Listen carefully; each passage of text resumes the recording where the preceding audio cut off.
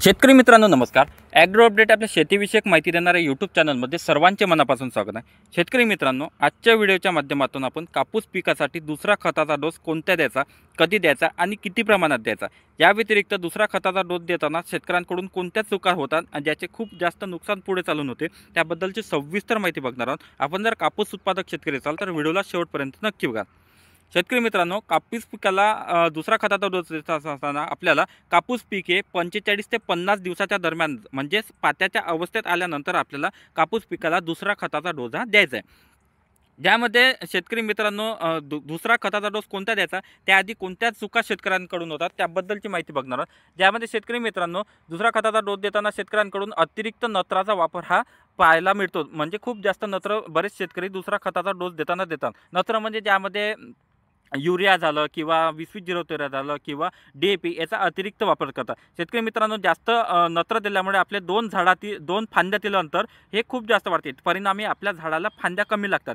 याच्या व्यतिरिक्त शेतकरी मित्रांनो पातेगड तसेच फुलगड ही सुद्धा खूप प्रमाणात होते. कारण की आपण खालून शेतकरी मित्रांनो नत्र देतो आणि जर पाऊस झाला, कारण की ह्या स्टेजला म्हणजे सप्टेंबरमध्ये किंवा ऑगस्ट महिन्यामध्ये सुद्धा पाऊस होतो आणि वरून पाऊस झाला तर त्यामध्ये सुद्धा नत्र असतात आणि त्यामुळे आपल्या कापूस पिकामध्ये पातेगड सुद्धा झालेले आपल्याला पाहायला मिळते. जर आपल्याला नत्र द्यायचे नाही तर आपल्याला कोणते घटक जास्त द्यायचे तर शेतकरी मित्रांनो, ज्या खतामध्ये फॉस्फरस म्हणजे स्फुरद आणि पॉटॅश म्हणजे पोटॅश हे जास्त प्रमाणात द्या आहे, या अशाच खतांचा आपल्याला दुसरा खत देताना आपल्याला वापर हा करायचा आहे.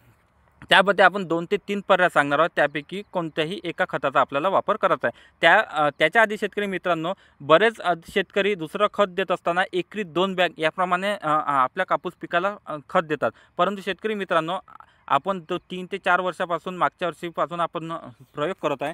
ज्यामध्ये एका दमाने 2 बॅग न देता तेच 2 बॅग आपण 15 दिवसाच्या फरकाने कापूस पिकाला देतात. तर त्याचा रिझल्ट आपल्याला चांगला दिसून आलेला आहे. त्यामुळे कापूस पिकाला दुसरं खत देताना एकरी 1 बॅग याप्रमाणेच आपल्याला खत द्यायचं आहे. त्यामध्ये सर्वात पहिले जर पर्याय बघितला तर 10-26-26, ज्यामध्ये 10% नत्र, 26% स्फुरद आणि 26% पालाचा याचा एकरी 1 बॅग प्रमाणे आपल्याला वापर करायचा आहे. जर 10-26-26 उपलब्ध झाले नाही तर 14-35-14 या खताचा सुद्धा तुम्हाला वापर करता येईल किंवा 12-32-16 म्हणजे या 3 पैकी कोणत्याही एका खताचा एकरी 1 बॅग प्रमाणे आपल्याला वापर हा करायचा आहे.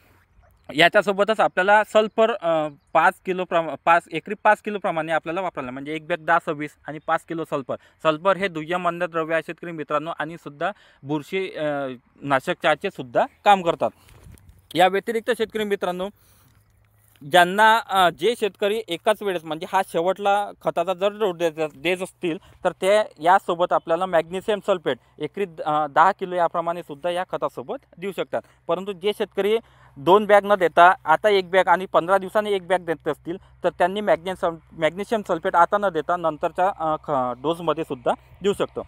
या व्यतिरिक्त शेतकरी मित्रांनो, आपले कापूस पीक 45-50 दिवसाच्या दरम्यान आलेले आहे. परंतु ज्या शेतकऱ्यांच्या शेतामध्ये कापूस पीक अजूनही 1 फूट किंवा 1.5 फूटच्या दरम्यान आहे तर त्यांनी यामध्ये एकरी 15 किलो किंवा 20 किलो युरिया हा ॲड करू शकतो. परंतु ज्या शेतकऱ्यांची कपाशीची वाढ ही चांगली आहे, जशी व्हिडिओत दाखवल्या अशा पद्धतीची जर वाढ असेल तर नत्र म्हणजे युरियाचा आपल्याला अजिबात वापर करायचा नाही. परंतु ज्या शेतकऱ्यांच्या भागामध्ये पाऊस ज्या भागामध्ये कमी झाला त्या भागामध्ये अजूनही यावर्षी वाढणे तर त्यांनी या खतासोबत एकरी 20 किलो प्रमाणे युरिया हा वापर करू शकतात.